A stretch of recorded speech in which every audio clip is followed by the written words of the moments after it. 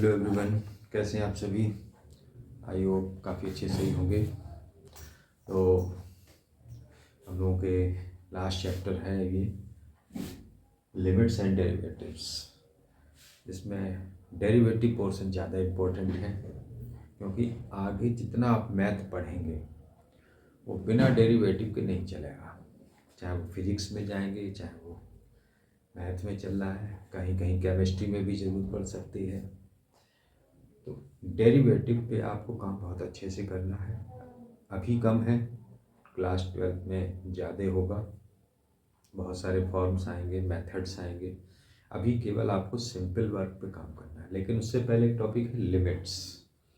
Limits आगे ज़्यादा नहीं जाएगा, लेकिन मेन वर्क हमारा डेरिवेटिव पे होगा। फिलहाल हमको लिमिट्स को समझना है। लिमिट्स में कुछ फार्मूलेज हैं, और उन फार्मूलेज को अप्लाई करने से पहले हमको क्या चीज़ समझनी चाहिए ये समझ लेते हैं। Indeterminate forms. इनडिटर्मिनेट फॉर्म्स का मतलब है forms can not be calculated, मतलब जिस फॉर्म को हम कैलकुलेट नहीं कर सकते हैं उसको इनडिटर्मिनेट फॉर्म बोलते हैं। Forms can not be determined. कहीं आपने सिंपली 0/0 लिखा हो, 0/∞ लिखा, आप कुछ भी लिखते हैं उसको, लेकिन जब आप लिमिट्स में काम कर रहे होंगे तो इनकी वैल्यू है 0/0 है, 0/∞ है, ∞/∞ और भी है, लेकिन फिलहाल 0/0 मेन है हमारा। तो अगर ये फॉर्म्स हमारे सवाल में आती, बेसिक समझिएगा, यहाँ पे यहीं से रास्ता चलेगा आपका। क्या करना है, सबसे पहले जो आपको लिमिट दी होगी वो हम सवाल में पुट कर देंगे, और अगर कोई फॉर्म इनमें से बन जाती है तो इसका मतलब है कि वो इनडिटर्मिनेट फॉर्म है, और यानी उसको हम कैलकुलेट नहीं कर सकते। अब कोई कहेगा 0/0 0 लिख दो, लेकिन लिमिट में नहीं लिखना है। कोई कहेगा 0 बन जाए 0, 0 2 जा 0, कुछ भी लिख दो। तो ऐसा नहीं करना है। तो क्या करना है आपको, यहाँ से रास्ते बनना शुरू होंगे। यानी आपने देख लिया कि सवाल में 0/0 बन रहा है, तो हमको क्या करना है, उसके लिए कुछ मेथड्स होते हैं, जैसे रेशनलाइजेशन है, फैक्टराइजेशन है, ट्रिग्नोमेट्रिक आइडेंटिटीज़ का है, लॉगरिथमिक है, एक्सपोनेंशियल है। ये 5 हैं इसमें। लेकिन इसमें आपकी जो 11th की NCERT को उसमें ज़्यादा नहीं है। हम टॉपिक्स के नाम दे देंगे आपको, आप थोड़ा आइडिया भी आपको दे देंगे। तो आप RS अग्रवाल या RD शर्मा से उनको लगा लें। ये अपनी अपनी प्रैक्टिस की बात है कि कोई करना चाहता है, कोई नहीं करना है। आप विशेष रूप से मान लिए कोचिंग करना चाहते हैं तो आपको फिर वो चीज़ें मालूम होनी चाहिए। उन टॉपिक्स के बारे में जब आप पहुँचे कोचिंग के लिए, उसने कुछ बोला, आपकी समझ में नहीं आया, तो उन टॉपिक्स को समझ ली, थोड़ा सा आइडिया हम आपको देंगे। फिलहाल हमारे पास में ये 7 फार्मूले हैं, इनको समझना है। लिमिट x टेंड्स टू 0 हो और sin x/x हो तो वैल्यू 1 हो जाएगी। तो हर जगह sin x/x तो नहीं होगा, कहीं हो सकता है sin 2x हो, sin 6x हो, sin 8x हो। तो ये ध्यान रखना कि x और x को हमें सेम कर लेना है, मल्टीप्लाई करके किसी भी तरीके से। अगर sin 8x है तो नीचे भी 8x होना चाहिए, तो हम 8 का मल्टीप्लाई डिवाइड कर लेंगे। सवाल आएंगे तब आप समझेंगे उसको। या limit x tends to 0 x/sin x हो तो भी वैल्यू उसकी 1 हो जाएगी। नंबर 2 है limit x tends to 0 cos x है तो उसकी वैल्यू 1 हो जाती है। थर्ड है limit x tends to 0 tan x/x equal to 1। जो कंडीशन इसकी है वही इसकी है, limit x tends to 0 x/tan x equal to 1। आपको ये दोनों बैलेंस करने होंगे, यहाँ तो होगा नहीं, यहाँ हो जाएगा।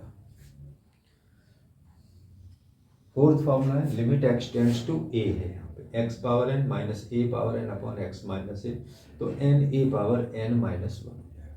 यहाँ पे आपको समझना है कि ये दोनों वैल्यू सेम होनी चाहिए, बीच में माइनस होना चाहिए। कम ही है, ये ज़्यादा एप्लीकेबल है। Limit x tends to 0 e⁻x-1/x, यहाँ e एक्सपोनेंशियल है, e मीन्स e ही होगा और कुछ नहीं होगा। ये टॉपिक भी नहीं है आपके सिलेबस में, तो आप फिलहाल e⁻x समझिएगा। e⁻x -1/x अगर है तो वैल्यू वन होगी, या x अपॉन ई पावर x माइनस वन हो तो भी वैल्यू वन होगी। अब मान लीजिए कि ई की पावर में 2x है तो नीचे भी 2x करना पड़ेगा, लिमिट जीरो ही होनी चाहिए, तभी हम उसको वन लिख सकते हैं। नेक्स्ट है limit x tends to zero A power x minus one. A means any constant number 2 3 4 5 6 है, तो 2 पावर x माइनस वन है या 3 पावर x माइनस वन है, तो आंसर इसका लॉग ए हो जाएगा। और limit x tends to zero log one plus x upon x है, तो वैल्यू उसकी वन हो जाएगी। यहाँ भी यही कंडीशन है, ये x और ये x सेम होने चाहिए। इतने बेस पे हम एक्सरसाइज में रन करेंगे। ये तो फार्मूलेज है हमारे पास में, और इसमें जो मेथड्स आएंगे, अगर आप RS अग्रवाल की RD शर्मा की बुक उठा कर देखेंगे तो एल्जेब्रिक एक्सप्रेशंस के होंगे,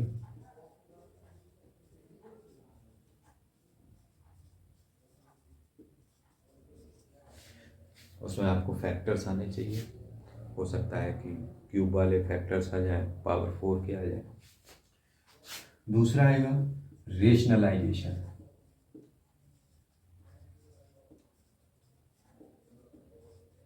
रेशनलाइजेशन मेथड, रेशनलाइजेशन में हम एक तो एग्जाम्पल दूसरी बुक से आपको दे देंगे। तीसरा ट्रिग्नोमेट्रिक आइडेंटिटीज कहेंगे।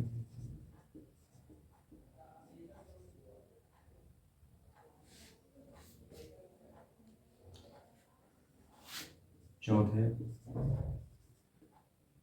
लॉगरिथमिक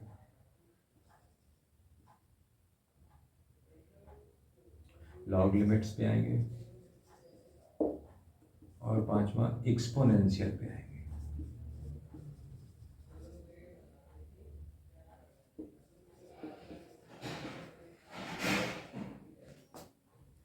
ये 5 टाइप के सवाल आपको इसमें मिलेंगे अगर आप RS अग्रवाल या RD शर्मा उठाएंगे, क्योंकि आपके इसमें नहीं दिए हैं, लेकिन अगर आप वहाँ पे देखेंगे तो हम थोड़ा आपको बेसिक आइडिया दे देंगे, तो आप उसको कैच कर ले जाएंगे जा करके कि क्या हो रहा है इसमें। सबसे पहले आप इन चीज़ों को नोट कर लें, ये 7 फार्मूले हैं, ये मेथड नोट कर लें, जिससे कि हम RS अग्रवाल जब आप लगाने की कोशिश करें, RD शर्मा से लगाने की कोशिश करें, तो आप टॉपिक से कैच कर ले जाएं कि हमने जो वीडियो देखा था उसमें ये डिस्कशन था। आप इसको नोट करें।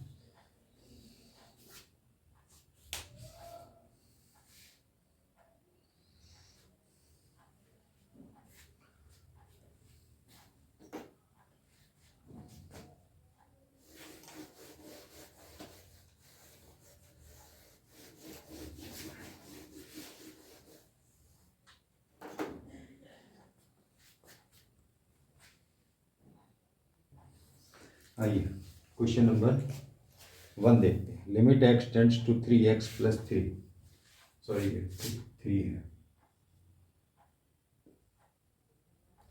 तो सबसे पहले क्या करना चाहिए हमको, सबसे पहले आप लिमिट रख के देख लीजिए, ओरली देख लीजिए। तो 3 + 3 होगा 6, एक फाइनाइट आंसर है, आंसर हो जाएगा। इसी टाइप से limit x tends to pi x minus 22/7, x के यहाँ पाई रखे तो पाई माइनस 22/7 आंसर हो गया। Limit x tends to 4x plus 3 upon x minus 2, 4 रखा तो 4 × 4 + 3 अपॉन 4 माइनस 2, तो 16 + 3 19 अपॉन 2, ये आंसर हो गया इसका। अगर वो फॉर्म नहीं आती है तो आंसर हो जाएगा, और अगर वो फॉर्म आती है तो हमें आगे चलना है। सेम वे में x टेंड्स टू -1, ये भी आप सब्स्टिट्यूट करके देखिए। 6 में दिया था limit x tends to 0 x + 1 power 5 - 1 upon x। अगर हम इसमें रखते हैं 0, तो 0 + 1 1 हो जाएगा, 1 पावर 5 1 - 1, ये देखिए 0/0 फॉर्म बन रही है। तो अब हमें इसको आगे बढ़ाना था, तो ये x power n minus a power n से सॉल्व हो सकता है। तो इसमें ये फैक्ट नंबर और ये नंबर सेम होना चाहिए, +1 दोनों साइड कर लीजिए। तो x + 1 पावर 5 माइनस 1 को 1 पावर 5, इस x को मैं x + 1 - 1 लिख सकते हैं। अब ये देखिए मैच कर गया, limit x tends to a x power n minus a power n upon x minus a से मैच हो गया। देखिए x + 1 x + 1, x x match हो गया, ए मैच हो गया, 1 1 हो गया, एंड एक्स प्लस 1 और 1, तो ये आपका x माइनस ए हो गया। तो इसका फार्मूला क्या है, N A power n minus 1। तो n 5 हो गया, ए की जगह 1 पावर 5 माइनस 1, तो 1 पावर समथिंग 1, 5 इंटू 1, 5 आंसर हो गया। इसी टाइप क्वेश्चन नंबर 7 है, limit x tends to 2, 3x square minus x minus 10 upon x square minus 4। आपको मालूम कुछ नहीं होता है, सबसे पहले आप लिमिट डाल दीजिए। अगर हम 2 डालें तो 3 इंटू 2 स्क्वायर, 4 इंटू 12 हो जाएगा, माइनस 2 10, 10 माइनस 10 0, ठीक है, और 2 स्क्वायर 4 माइनस 4, ये 0/0 की फॉर्म बनी हुई है। तो अब आपको फैक्टर करने हैं, क्योंकि एक एक्सप्रेशन है तो फैक्टराइजेशन मेथड काम करेगा। इसके फैक्टर कीजिए, 3x square minus 6x plus 5x minus 10, इसके x प्लस 2x माइनस 2। तो 3x कॉमन करेंगे तो x माइनस 2 प्लस 5 कॉमन करें x माइनस 2, और इसके x plus 2 x minus 2, x minus 2 again common हो जाएगा, तो 3x प्लस 5 और x माइनस 2 फैक्टर हो गए, ये कैंसिल आउट हो जाएंगे आपके। तो 3x plus 5 upon X plus 2 बचा, लिमिट लगा दीजिए, 3 इंटू 2 प्लस 5 अपॉन 2 प्लस 2, तो ये आपका 11/4 आंसर हो जाएगा, ठीक है। और अगर कोई बड़ा एक्सप्रेशन है, ये हम थोड़ा आगे डिस्कशन में लेंगे इस चीज़ को, फिलहाल आप ये 7 क्वेश्चन नोट करें।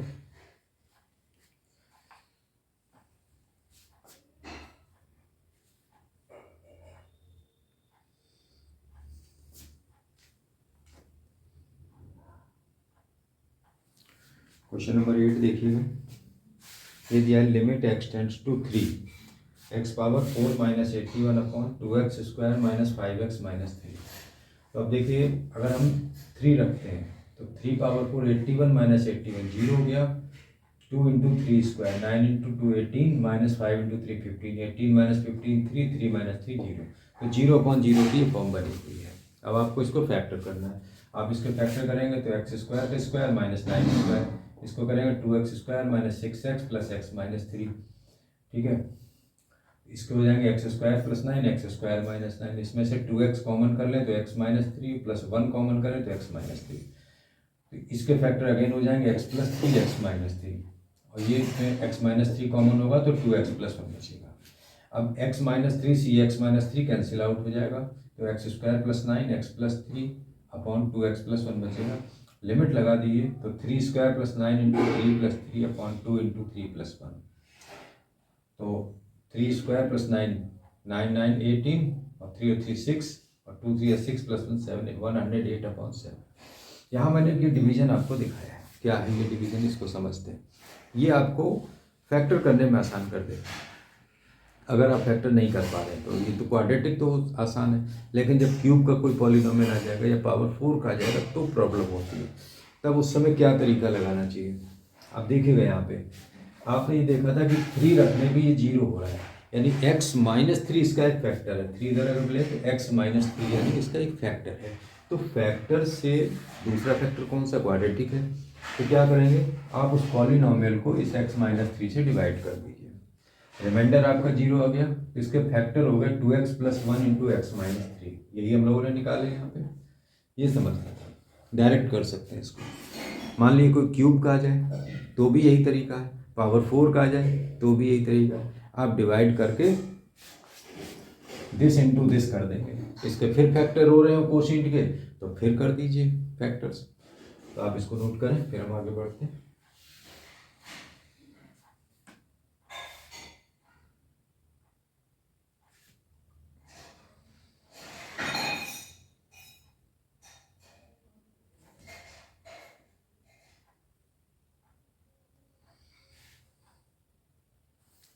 अभी क्वेश्चन नंबर 10 देखते हैं, limit z tends to 1, z power 1/3 minus 1 upon z power 1/6 minus 1। तो z पावर 1/3 को हम लिख सकते हैं, अगर हम लिमिट लगा दें तो 1 माइनस 1 0 हो जाएगा, ये भी 1 माइनस 1 0 हो जाएगा, 0/0 फॉर्म बन रही है। इसको हम लिख सकते हैं z पावर 1/6 का स्क्वायर, 2 3 या 6 हो रहा है, सेम पावर है, और 1 को 1 स्क्वायर, डिनोमिनेटर सेम रखिए, a square minus b square लगाइए, तो z power 1/6 plus 1, z power 1/6 minus 1 upon z power 1/6 minus 1, ये दोनों कैंसिल हो जाएंगे, जेड पावर 1/6 प्लस 1 बचेगा। लिमिट लगाएंगे तो 1 पावर 1/6 प्लस 1, तो 1 + 1 = 2 आंसर हो जाएगा। क्वेश्चन नंबर 13 को समझना है थोड़ा सा। 14 लिखिए या 13 पहले देख लेते हैं। साइन AX/BX है। अगर हम इसमें लिमिट लगा दें तो साइन 0 0 b × 0 0 0.04 बनी हुई है। इसको बैलेंस करना समझना है, इसलिए मैंने इसको डायरेक्ट लिया है। देखिए sign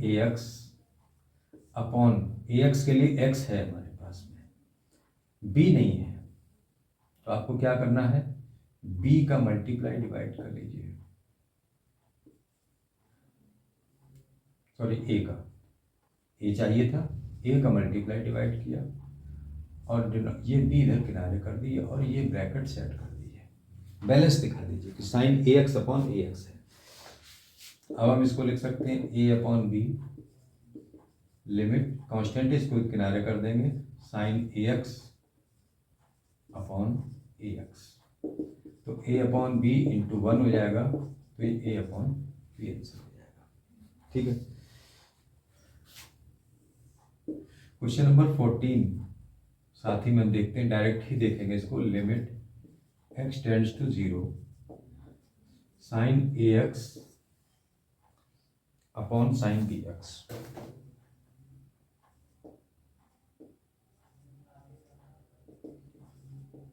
limit x tends to 0। अब ध्यान से समझिएगा, यहाँ पे सबसे पहले हमने साइन AX ले लिया, तो साइन AX के लिए हमको x चाहिए, x का डिवाइड किया, और इसके लिए भी x चाहिए, तो x/sin BX। ठीक, बहुत आराम से बैलेंस हो जाता है। इसमें a चाहिए, a का मल्टीप्लाई डिवाइड कीजिए, और इसके लिए b चाहिए, तो b का मल्टीप्लाई डिवाइड कीजिए। हो गया बैलेंस। अलग अलग करके कीजिए, डायरेक्ट नहीं होते। अब इसको ऐसे लिख दिए, A/B limit x tends to 0 sine AX/AX into limit x tends to 0 BX/sin BX। A/B हो गया, ये 1 हो गया, ये 1 हो गया, A/B इसका आंसर हो गया। इस तरीके से आप इसको बैलेंस करेंगे। ठीक है, आप ये नोट करें।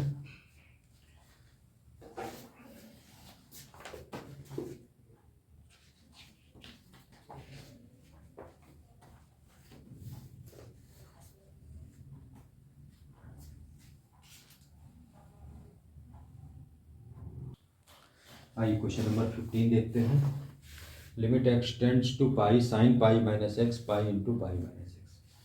यहाँ पर हम लिमिट चेंज करेंगे, कोई x टेंड्स टू 0 नहीं है, इसको साइन आ रहा है, तो h टेंड्स टू 0 करेंगे और x की जगह पे पाई माइनस एच, मतलब लिमिट माइनस एच या लिमिट प्लस एच कर लेंगे, तो sine pi minus H pi into pi minus H, तो यह आ जाएगा sine pi minus pi plus H pi into pi minus pi plus H. Pi से पाई कैंसिल आउट हो जाएगा, पाई से पाई कैंसिल आउट हो जाएगा। Limit h tends to 0 sine h/पाई h आएगा, पाई बाहर कर लेंगे 1/पाई, तो ये h tends to 0, h tends to 0, तो साइन h/h इसकी वैल्यू 1 हो गई, तो 1/पाई इंटू 1 हो जाएगा।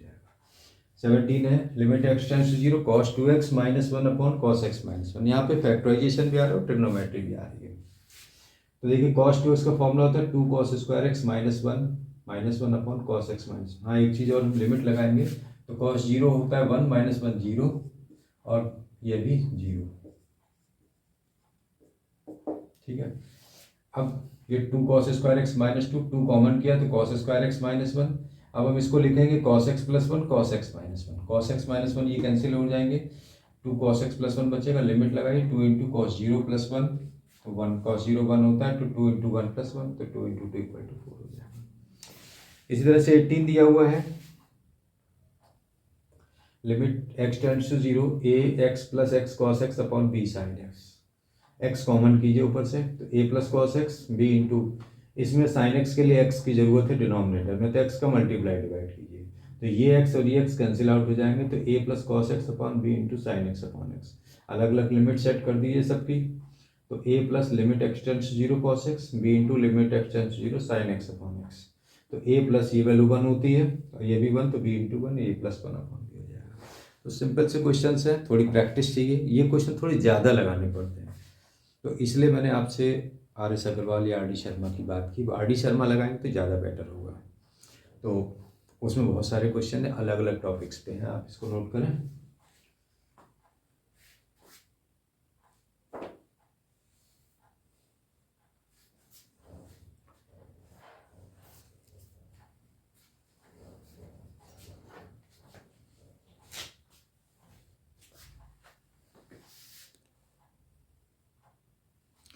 आइए क्वेश्चन नंबर 20 देखते हैं। Limit x tends to zero sine A x plus b x upon A x plus sine B x. देखिए साइन ए एक्स के नीचे एक्स चाहिए, साइन बी एक्स के नीचे भी एक्स चाहिए, तो एक्स कॉमन किया तो साइन ए X upon X plus B बचेगा। यहाँ भी एक्स निकालेंगे तो A plus sine B x upon B, ये एक्स कैंसिल आउट हो गए।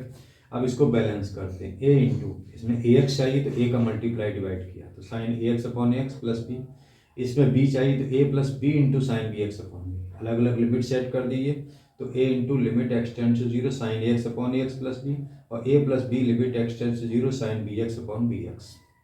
तो ए ये वैल्यू 1 हो गई, plus B upon A plus B into 1, तो A plus B upon A plus B equal to 1। तो इस तरीके से लिमिट के बहुत सारे सवाल हैं, बहुत सैकड़ों क्वेश्चन हैं, बहुत सारे घुमा फिरा के दिए जाते हैं।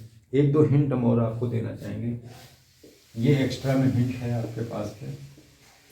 मान लीजिए कि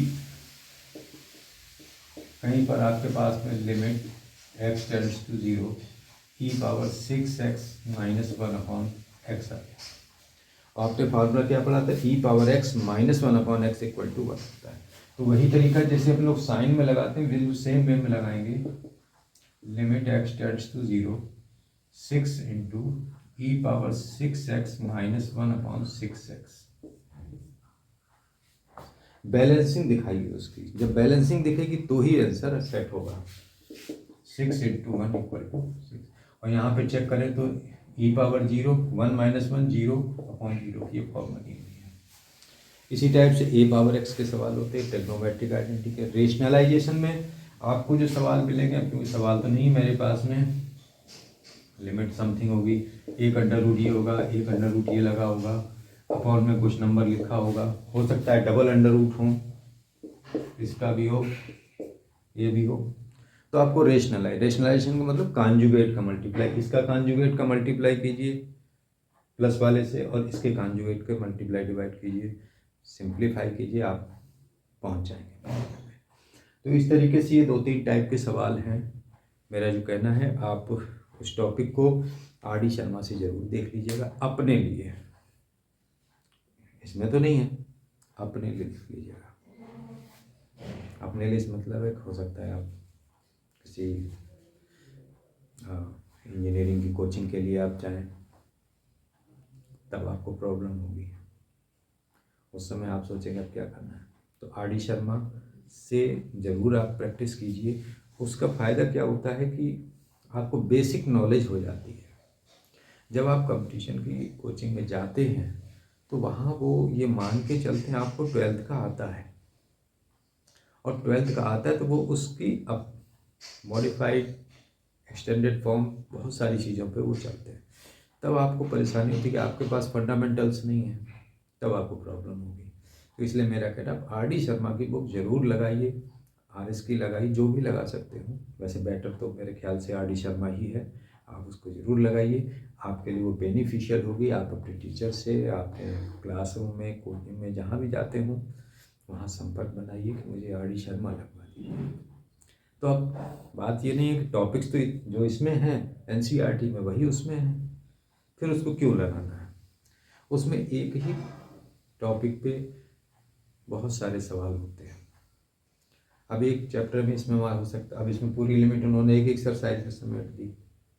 अब वहाँ वो 5 एक्सरसाइज आपसे लगवाएंगे, एक एक्सरसाइज 50 क्वेश्चन, 60 क्वेश्चन, 70 क्वेश्चन ऐसे दिए हुए हैं, तो आपको बहुत सारे चलने के तरीके मालूम होंगे, तो आप उसको ज़रूर लगाइए। तो ये हमारा एक टॉपिक ख़त्म हो रहा है और इसका डेरिवेटिव का है वो नेक्स्ट वीडियो में हम आपको दे देंगे। 11 के सारे टॉपिक्स हो रहे हैं, एक रह गया है और उसको तैयारी कीजिए, वीडियोस देखिए, शेयर कीजिए, अपने दोस्तों को बोलिए कि भाई ब्रेनस्टॉर्म मैथ्स चैनल पे 11 के सारे टॉपिक्स आ गए हैं, 12th के सारे टॉपिक्स आ गए हैं, आप उनको देखिए, बताइए, शेयर कीजिए, लोगों से बताइए, अच्छा लगे तो कमेंट कीजिए और सब्सक्राइब कीजिए। मिलते हैं नेक्स्ट वीडियो में। Thanks for watching.